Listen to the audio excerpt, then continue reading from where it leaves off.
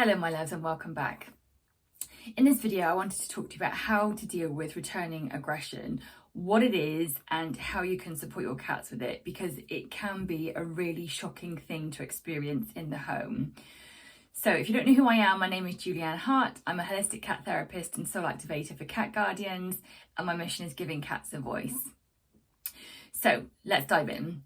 What is returning aggression? So this is something that doesn't happen often, so it may not be very well known, and some people may call it different things. For me, returning aggression means you've got a multi-cat home. Let's just talk about two, but it could be you've got more. And one cat has left the home for whatever reason. Typically, it's because they've gone to the vets, but it could be for other things.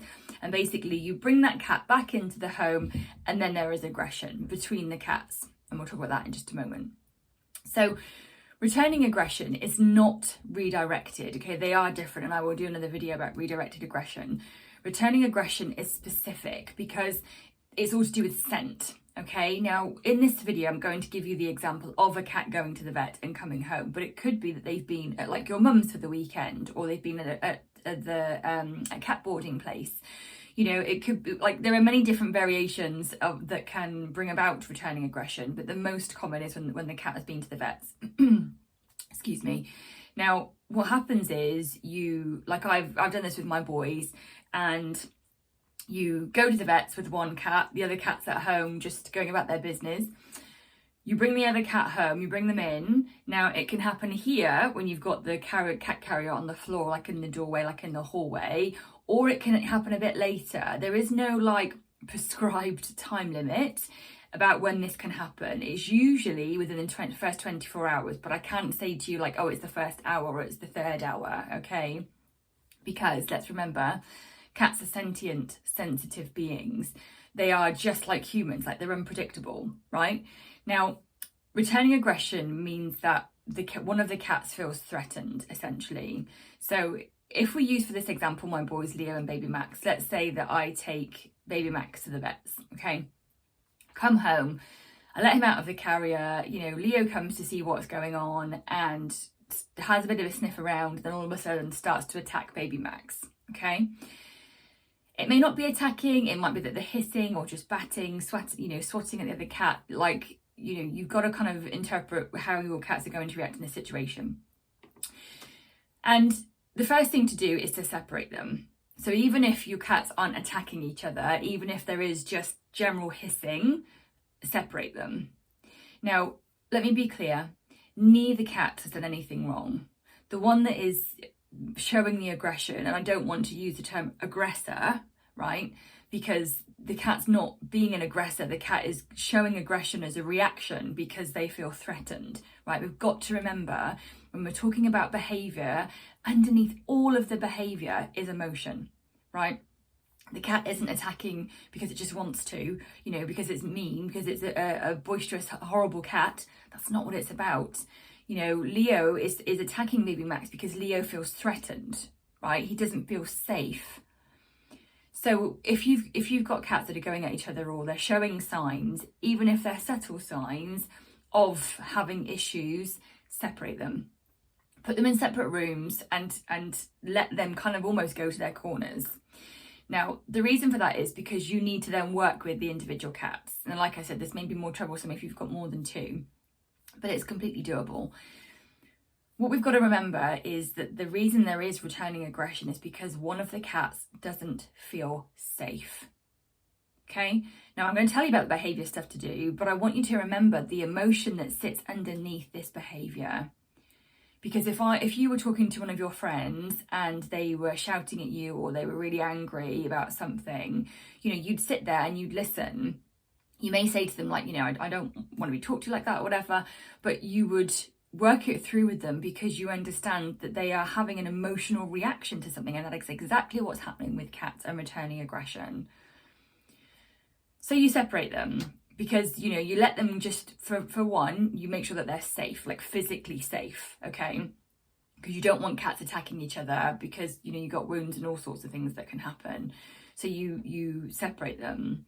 and then you work out what's going on. So like, for example, with what I talked about, baby Max has come home, he's like, whoa, what the hell, I've come home from this really stressful experience, I've been attacked by my brother, like what is going on? He's going to feel unsettled, okay? He's going to have a lot of emotions going on, he's going to be fearful and all these other things. Leo is going to, like I said, feel threatened. So we need to understand those emotions that are happening underneath the surface of what we see, the behaviour that we see in front of us. Now, you support those cats differently, okay? And it might be that you need to use a couple of different modalities. Like, I will always advocate for complementary therapies, colour therapy, herbs, essential oils.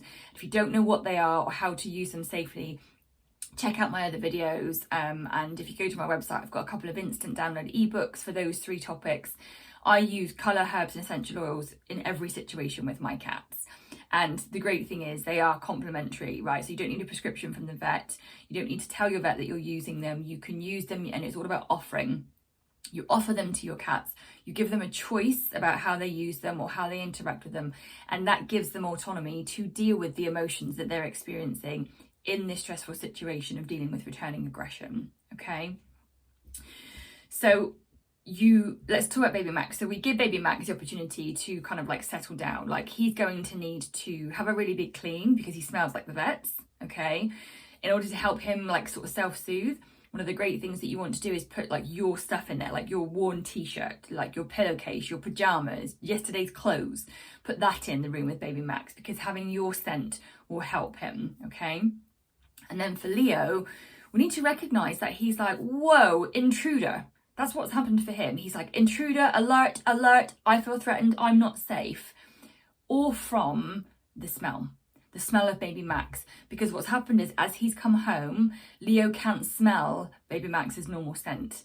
Okay, he can smell the vets, he can smell the chemicals, he can smell these other things, these other people, and he doesn't feel safe.